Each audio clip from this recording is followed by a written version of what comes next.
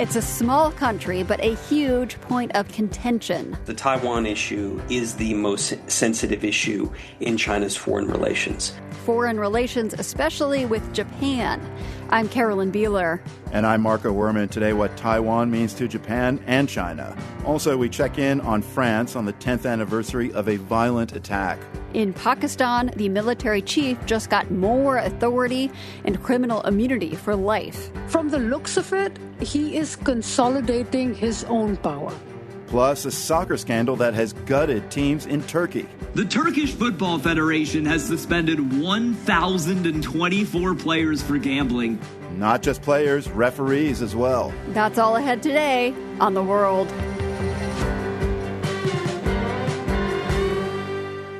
This is The World. I'm Carolyn Beeler. And I'm Marco Werman. Thank you for being with us this Thursday. China and Japan have a complicated relationship. They are close neighbors and the two biggest economies in Asia with extensive trade ties.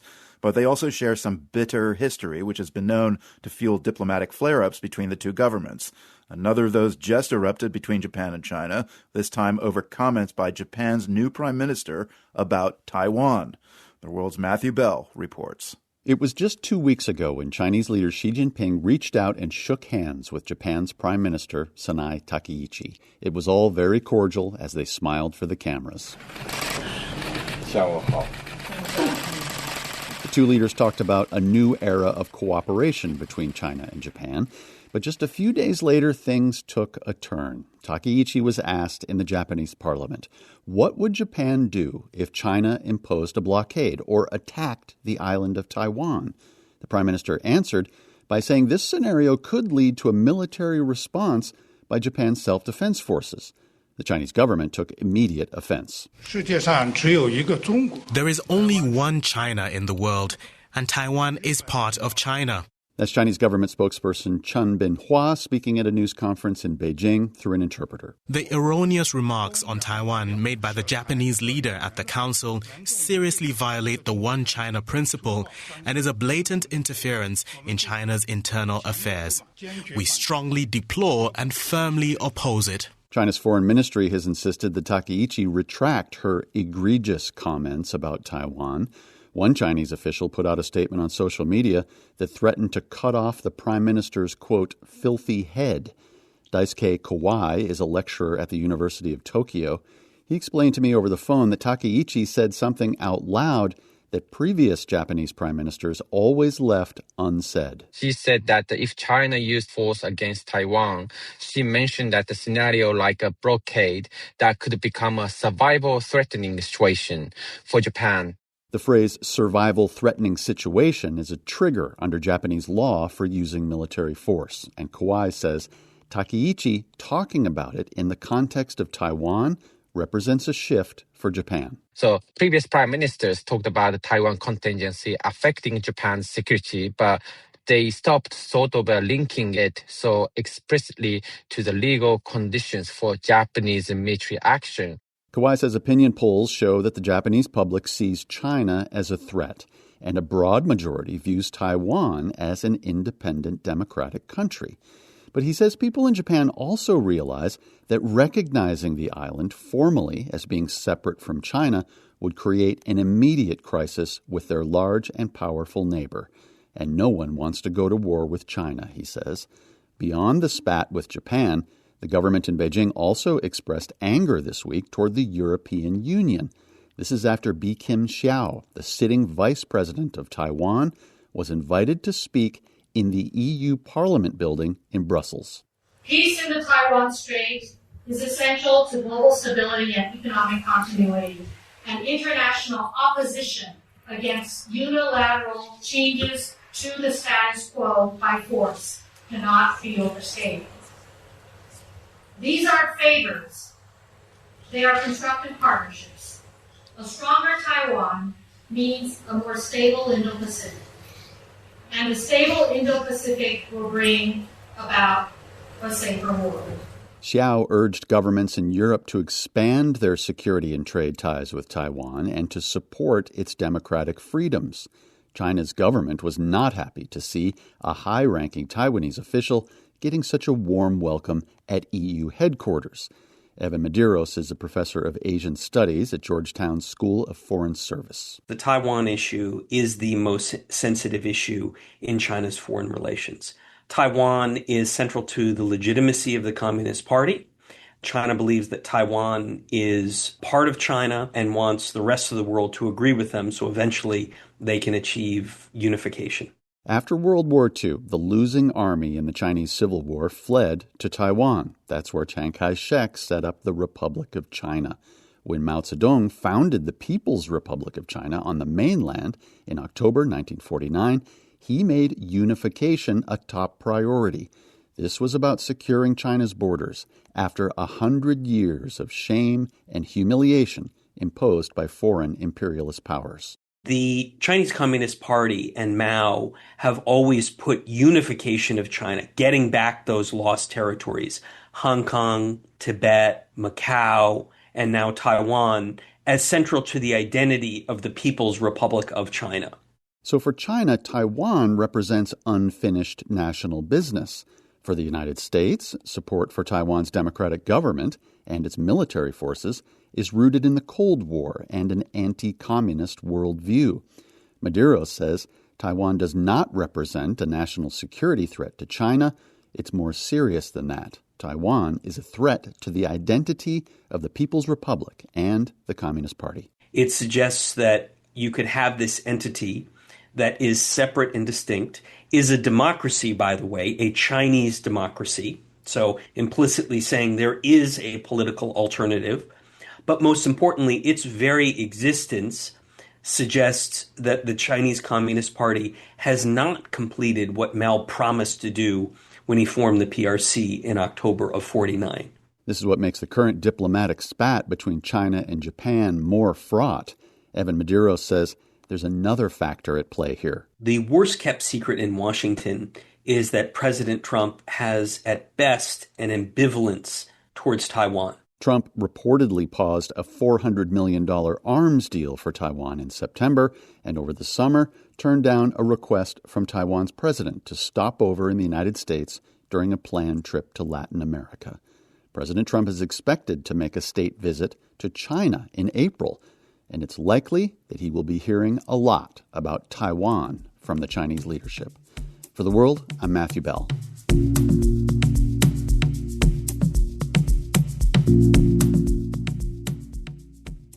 Climate change is causing severe flooding in Jakarta, the capital of Indonesia. It is a combination of rising sea levels and the city's rapid sinking, as we reported earlier this week. The situation is so dire that 3 years ago, Indonesian officials said enough is enough. They decided to build a brand new capital out in the forest. Patrick Wynn went to the city in the making to see if it is living up to its promise. I'm in front of a bathroom sink with a cup, about to do something that seems mundane, but is kind of a big deal.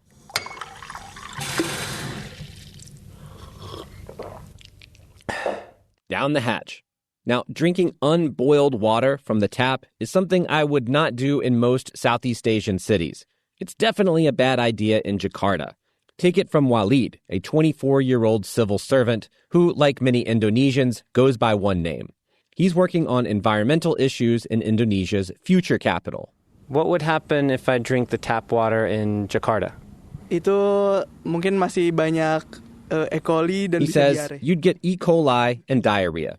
But the tap water is clean here. It's one of the many wonderful features of Nusantara. 2 tahun sudah. That's a government promo video for Nusantara, envisioned as a futuristic, eco-friendly capital. Forget tasty tap water. This capital is pitched as a city that'll be run on solar power with electric buses and driverless cars, biometric scanners, and lots of AI, all surrounded by luscious jungle. It's not all there yet.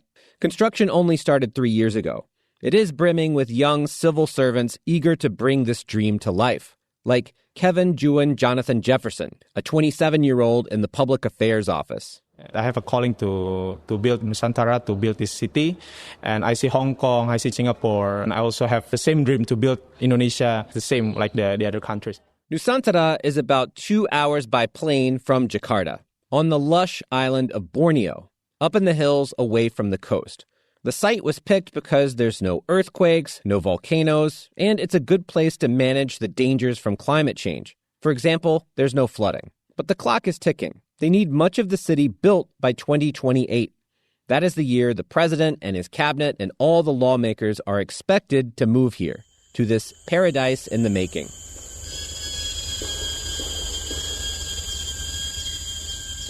Birds and a canopy of trees near Nusantara's downtown.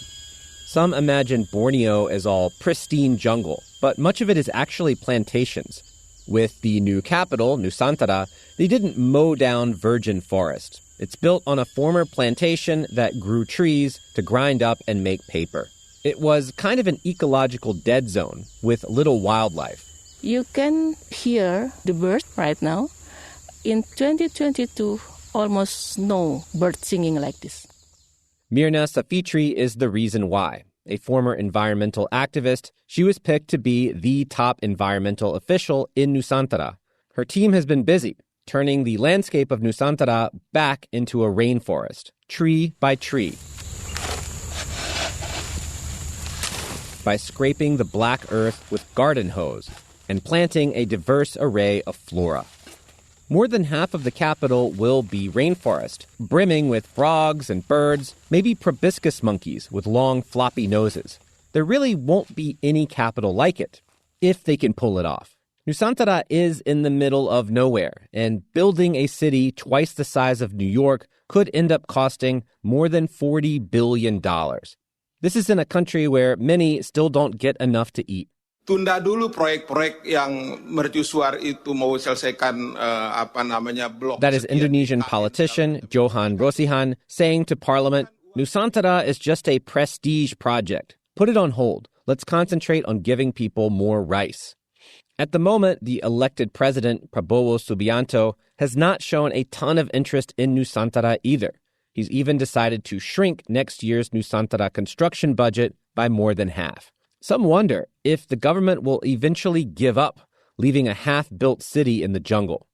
This is a rumor that really bothers Basuki Hadimuljono, Nusantara's top official. He says there's no going back.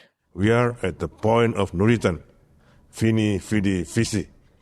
Veni, vidi, vici. We came, we saw, we conquered. Nusantara does already feel like a city. There's wide avenues and sleek offices draped in leafy vines. Still in the works is a parliament building and a Supreme Court, and some ambitious ideas in the master plan, like autonomous flying drone taxis. Do you really think you can achieve everything, like flying taxis and things like that? That's the ultimate goal, and maybe not now. We have to make the priorities. Basuki, in his 70s, says they'll get there in time. He calls Nusantara his child and can get teary-eyed talking about it. This is not just a project. This is like a baby, so we have to manage this with love. Working under Basuki is an army of Gen Z civil servants. One of them is Kathleen Mora Berta. In her mid-20s, she helps oversee the city's state-of-the-art recycling center. People keep asking us how we can be different from Jakarta. Yes, we are different from Jakarta. We put a lot of effort to make it different. She feels Indonesia has no other choice. Not with its current capital sinking into the ground and always flooding due to heavier storms and rising sea levels. Projections show that by 2050, Jakarta could be 1/3 underwater. Kathleen says her generation is fervently motivated by the climate crisis, and that building this city is their chance to actually do something about it. For The World, I'm Patrick Wynn, Nusantara.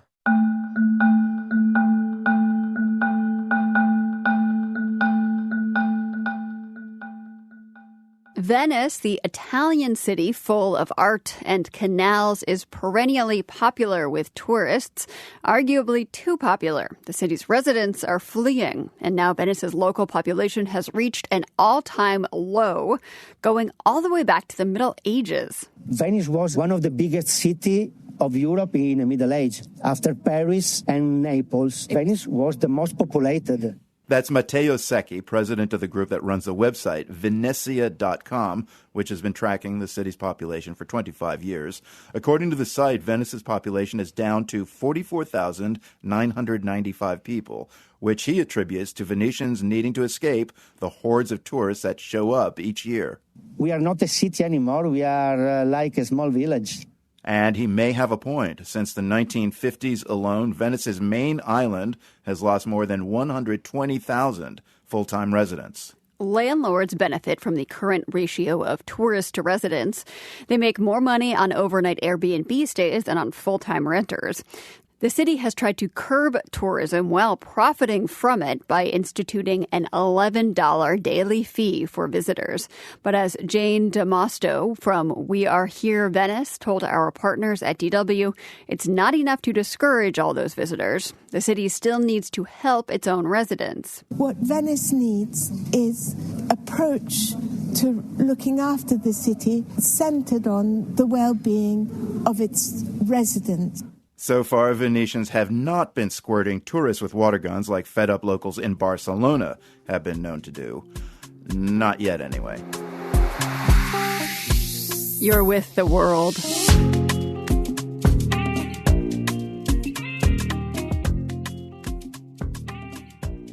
As long as there have been athletic competitions, people have been betting on sports, or at least it seems that way. We've now entered an era of gambling that is dominated by apps that put betting at your fingertips. It is a shift that has created a whole new reality, or maybe a whole new mess. You might remember last year when the interpreter for baseball superstar Shohei Ohtani was caught in a massive gambling scandal that ended in prison time. This week, though, a scandal unfolding in Turkish men's soccer is on a whole other scale. Here's The World's Bianca Hillier. If I were to tell you that a bunch of soccer players were caught in a gambling scandal, how many people would you guess? A few dozen? A few hundred? How about over 1,000? The Turkish Football Federation has suspended 1,024 players for gambling. 1,024 players. Officials announced the mass suspensions this week in a press release. They say it's part of an investigation into betting across the country's professional soccer leagues, including the very top league and highly ranked players. Perhaps the best-known player involved is 25-year-old Eren Elmalı.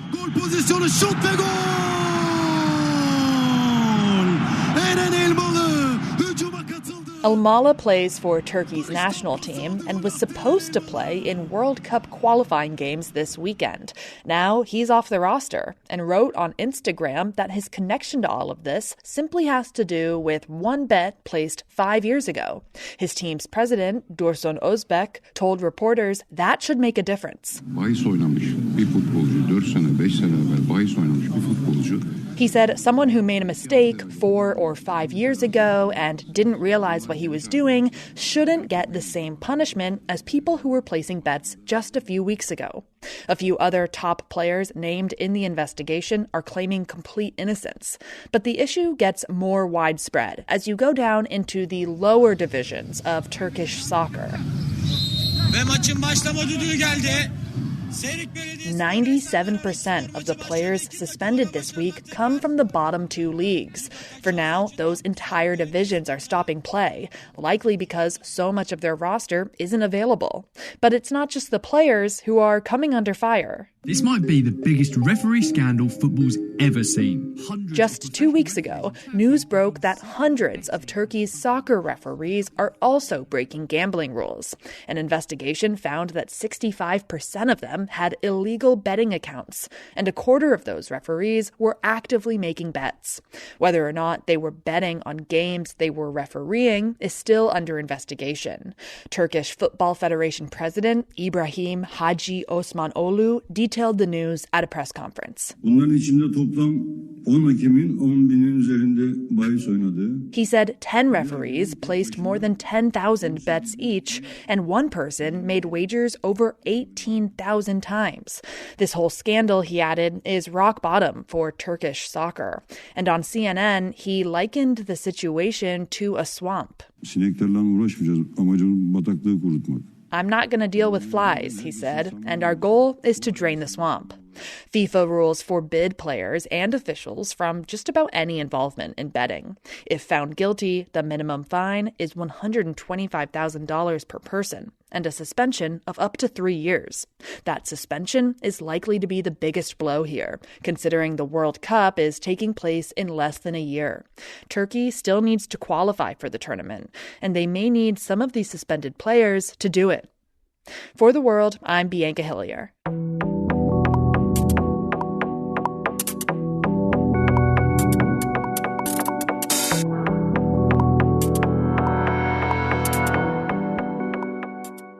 Pakistan has a powerful military, and today lawmakers gave the country's military chief an additional boost, expanding his authority and granting him lifelong immunity from criminal prosecution. The move is being widely denounced as a blatant power grab and a significant step on the path to authoritarianism. Other important changes, like reducing checks on the military, came with it. Ayesha Sadiqa is an expert on Pakistan's military. She joined us from King's College in London and explained the implications of the changes on the country's justice system. Judges that do not conform to the will of the military will get retired, will get pushed out. And in fact, as we speak, 2 senior judges of the Supreme Court of Pakistan have resigned in protest. And these changes to the judiciary are that there's been a new court made that is higher than the Supreme Court. And that's seen as something that would rubber stamp military decisions? Yes. So what they've done is the Supreme Court of Pakistan, which was essentially the highest court, and now there's going to be a separate constitutional court where judges will be appointed by the Prime Minister in consultation with the Supreme Judicial Council. But Supreme Judicial Council will now have judges who are friendlier to the military establishment, basically crowding out and weakening any alternative institution in the country which could challenge the military and its power. So the change you're saying basically puts the military above the courts. Yeah, I mean, this is essentially what's going to happen. It's going to de facto boost the military's power and boost authoritarianism. Technically, the army chief's tenure had been extended from 3 years to 5 years, which finishes in November of 2027. But now, as Chief of Defense Force, he has given himself 5 extra years. So even if he retires in 2027, he remains Chief of Defense Force till 2030. Wow. What means that he will be overseeing the next elections in 2029. And the man we're talking about here is Field Marshal Syed Asim Munir. Yes. I want to understand the relationship between the military and civilian government up until this point. The military has been powerful in the government for many years, correct? Yes. And how did that work? Was it kind of a power sharing between the civilian government and the military, or has the military always played a major role in the executive branch? Historically, military has come and usurped power. It was kind of a revolving door. You would have a military president, then from a martial law administrator, they would turn to military presidents, and that rule would continue for about 10 to 11 years. And then they would get unpopular, they would get pushed back, and the military would then surrender or kind of the power to, hold elections to civilian government. Now, in 2008, that was the last when a martial law took place, which was General Musharraf. He ended his military rule in 2008. Now, after that, essentially, a new thinking, I believe, took place in the military, which was that they decided they would no longer control the state, but control governance. So they very slowly and gradually edged into a partnership with civilian governments where they would share power. So, Ayesha, do you see this then as a continuation of this long tradition of consolidation of power under the military, or is it more surprising to you than that? It's not just continuation. The civilian authority has completely diluted. I mean, the civilian prime minister is just there in name. The actual running of the state is being done effectively by the army. Can you tell us more about Field Marshal Syed Asim Munir? His rise through the military ranks has been called meteoric. What has made him so powerful? Firstly, he has encouraged the fear within the civilians of Imran Khan. The military has built this narrative that if Imran Khan comes to power, he's going to try people for corruption, he's going to go after them, and therefore they should come together behind him. So uniting against a common enemy. Yes. Do you have a sense of whether Munir is consolidating his own personal authority or if he's trying to make the military as a whole more powerful in Pakistan? From the looks of it, he is consolidating his own power. And now he, as army chief, has become head of the three services as well as being the army chief. So there is no concept of, equality among the three services. So Munir also now has lifelong legal immunity. What do you think the implications of that are? If tomorrow, let's suppose that he declares martial law and he strips the constitution, anyone who takes over, any civilian who wants to try it as and consider it as an act of treason will not be able to try him because he's got immunity for life. And how is the Pakistani public reacting to these changes? Pakistani public is not demonstrating, if that's what you mean, but they're very unhappy. People are not speaking, but in whispers. People look at it as more chaos coming in the future, more instability. It may have strengthened him temporarily, but it means a lot of chaos for the country in the future. Is there any recourse for people who might be unhappy with this move, or is it completely a done deal? Well, it's a done deal. I mean, where do people go to? I mean, the only institution which could perhaps question the military or poke the military is the Supreme Court, and that has been neutered. I think the only way, perhaps, there would be a challenge that Field Marshal Syed Asim Munir may get will be from his own institution. I mean, the only way right now where he would go, his power would reduce is if there is a challenge from within his own military. And a lot depends on what position Donald Trump's administration takes towards Pakistan and towards India. If relations improve with India and if relations between Pakistan and US mellow down, it may have an effect. And then he'd probably get a challenge from his own institution. Ayesha Sadiqa joined us from the Department of War Studies at King's College in London. She's the author of Military Inc. Inside Pakistan's Military Economy. And now let's catch you up on a few things you might have missed. Turkey has grounded its C-130 military cargo planes following a crash this week in the Republic of Georgia that killed 20 military personnel. That cargo plane was flying from Azerbaijan to Turkey when it went down on Tuesday. The cause is being investigated. South Africa's president is criticizing the U.S. decision to boycott the G20 summit in South Africa next weekend. President Cyril Ramaphosa said today the U.S. should rethink whether boycotts are effective, adding, in my experience, it doesn't work. When President Trump made the announcement last week that the U.S. would not participate in the meeting, he cited his widely rejected claims that white people in South Africa are persecuted. And finally, from the museum heist desk, the latest is in Syria. Several ancient statues from the Roman era were stolen from the National Museum of Damascus. The museum discovered this on Monday. Yesterday, the Culture Ministry released drawings of 6 missing statues that authorities believe were stolen by an individual working alone. The theft has angered Damascus residents. The museum reopened in January as Syria began the long process of rebuilding and recovery after 14 years of civil war and the collapse of a brutal dictatorship. And those are a few things you might have missed.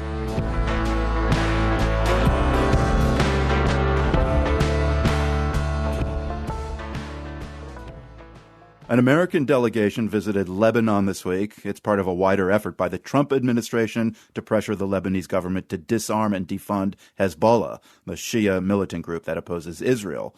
Israel has been on a mission to dismantle the group, killing most of its top leaders in a series of attacks last year. Despite all this, Hezbollah remains a force in Lebanon. The World's Shirin Jafari reports.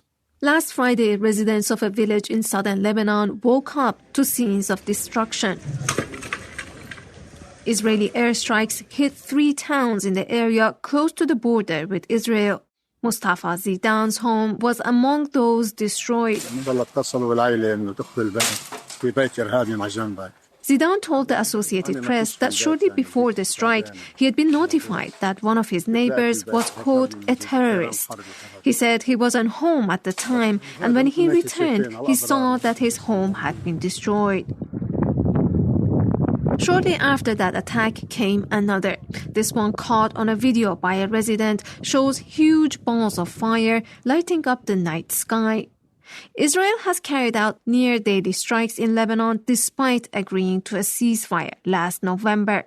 They have left the residents in the south exhausted, says Hanin Qattar with the Washington Institute. No one wants another war. Everybody wants a solution, especially the Shia community who are going to be paying the price for this. The United Nations Human Rights Office has verified the death of at least 103 civilians in Israeli attacks since the ceasefire. It says more than 80,000 people have been displaced. Hezbollah's leader, Naim Qassem, addressed the Lebanese people in a televised speech this week. He said Israel doesn't want to withdraw from Lebanon because it wants to control the country politically, economically, socially, financially, and geographically. We will not give up our weapons, he said, which give us our resolve and strength to defend ourselves. Qatar says while defiant publicly, Hezbollah's leaders know that they no longer have the same capabilities as before. They have been weakened militarily. They lost most of their weaponry, especially the strategic weapons, and they do not have a command structure anymore. Still, she says, the group hasn't lost all of its influence in Lebanon. They still have a valid political representation inside the parliament. They want to maintain that. Hezbollah was formed in the 1980s, and it has been the strongest political and military actor in Lebanon since then. Its goal was and is to oppose Israel with the backing of the government. I think what Hezbollah is presenting is an impossible mission to the Lebanese state.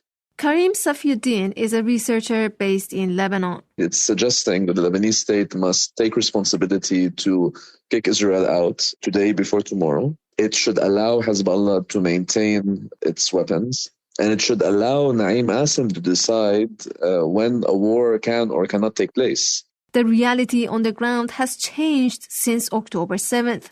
Hezbollah doesn't enjoy the same support from its biggest backer, Iran, and the U.S. is putting pressure on the government to disarm the group. This week, American officials in Beirut also emphasized that the flow of cash to the group must end. Researcher Karim Safiuddin says there are questions around how decisive the Lebanese government is on countering Hezbollah. Because you have a modest security transition government, you don't have a very transformative government. Meanwhile, Israeli Prime Minister Benjamin Netanyahu has threatened to widen the war in Lebanon once again if the group doesn't surrender its weapons. For The World, I'm Shirin Jafari.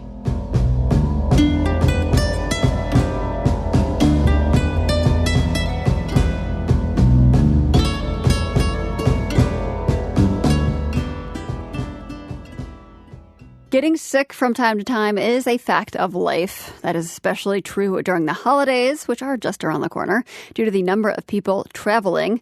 But what if your whole life is travel? Paul Salopek is a National Geographic explorer. He's been walking the global path of human migration for his project, the Out of Eden Walk, for the past 12 years. We asked him recently what he does to stay healthy. To start out with, I have to say that I was 50 when I started this walk. And so my body, and I've traveled an awful lot as a foreign correspondent. So I've been exposed to a lot of different kinds of bugs and all in different environments. And so I guess you could say that I had a pretty good flora getting off on the first step. So you had a lot of antibodies already. That's right. My immune system was probably pretty bulked up. That's number one. And number two is that walking, as you know, and increasingly studies are showing, is actually really good for keeping your immune system healthy, keeping your whole bod actually happy. So I would just say those two things, those two kind of preventive things, were probably the best possible antidote to any disease or kind of illness that I could encounter walking tens of thousands of kilometers across the world. So did you ever get very sick or injured in a way that stopped your travels for a while? Yes, I had some problems. I twisted a knee pretty seriously in the Caucasus Mountains, rolling down the mountains into Georgia. I've had gastric distress at various stages of the walk. Sordid fevers, most of them nameless. I had no idea what they were. And of course, I caught COVID along the way too. You have walked through some very remote places. You mentioned an injury when you were walking through the Caucasus. I'm wondering what you do to prepare before you enter into a rather remote stretch of your walk where you might not have access to a hospital or a drugstore or supplies you might need. So I carry a first aid kit that's pretty thorough. It has including prescription painkillers and antibiotics. I started this journey with some medical training. I went through a 6-week course embedded with the U.S. Air Force years ago. They kind of basically get EMT training. But also, I kind of put myself at the doorstep of local healers. And that's everything from primary healthcare clinics in economically struggling economies that offer just really basic kind of interventions. And I must say, Carolyn, the treatment was incredible. I've been treated by shamans. I went to a spiritual cleanser in Uzbekistan. Sort of wasn't going there to seek help, but she kind of asked me to kind of see if she wanted to practice on me. And this was a woman named Shaklo Tashabaeva in the old Silk Road town of Kokand in Uzbekistan in Central Asia. And she had set up shop under a tree outside of the local cemetery where she was rubbing a glass full of ashes over patients whose ailments were not being cured in the local hospital, right? So people might go to the local hospital as a first recourse, but if it was a chronic illness or maybe even a very serious one that was getting worse and that wasn't reacting to modern medicine, they would go to Shaklo. And she would recite prayers over them and kind of rub a glass full of ashes over their bodies and then basically burp out. I mean, it sounded like a belch, the evil spirits that were inhabiting these patients. And she did that to me too. Was there an ailment that you were going to her for? You know, I felt a little awkward because I was feeling great, but she was quite insistent. And it was in a public square in front of a cemetery. So I didn't, I felt like, okay, well, why not? It's another part of the experience. So I said, yeah, well, I'm a guy who's walking around with a heavy pack.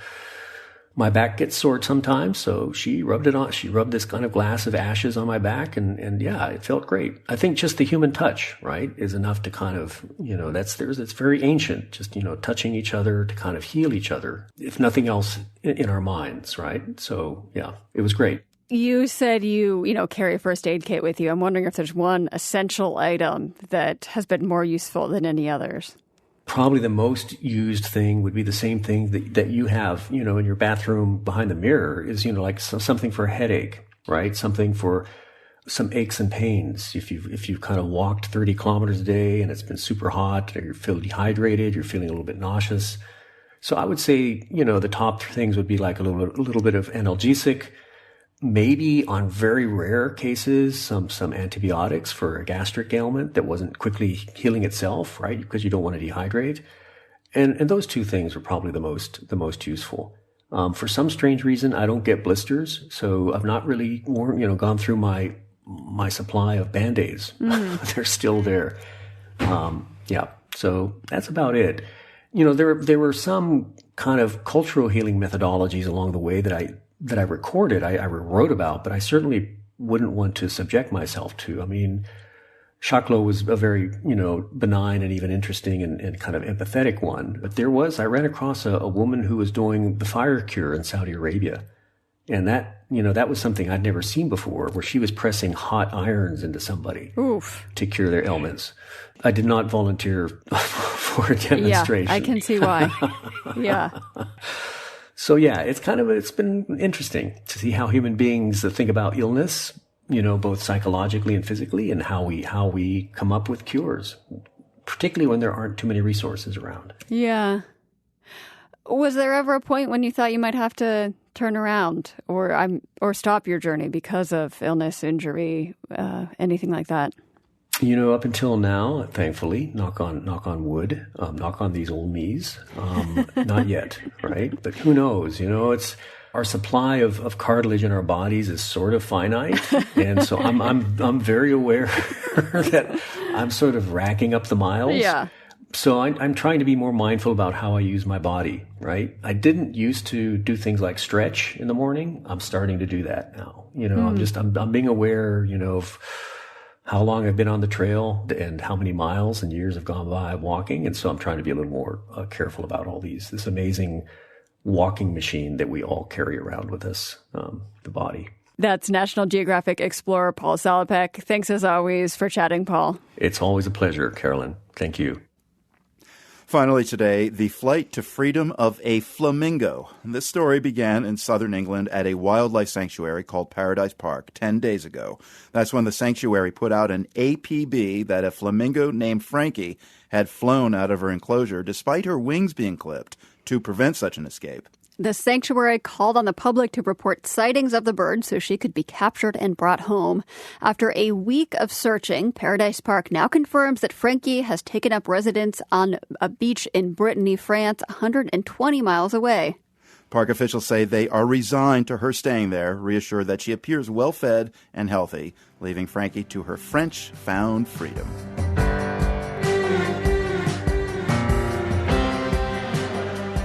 The World is produced by GBH and PRX, broadcasting weekdays from the Nan and Bill Harris studio in Boston and from the Department of Communication at UC San Diego. Find us online anytime at theworld.org. I'm Carolyn Beeler. And I'm Marco Werman. We'll see you again tomorrow. The World is supported by the Carnegie Corporation of New York, working to reduce political polarization through philanthropic support for education, democracy, and peace. More information at carnegie.org. By the John D. and Catherine T. MacArthur Foundation. Committed to building a more just, verdant, and peaceful world. macfound.org. And by FJC, a foundation of philanthropic funds serving the nonprofit sector with donor-advised funds, fiscal sponsorship, bridge lending, and more. FJC.org. The World's theme music is composed by Ned Porter.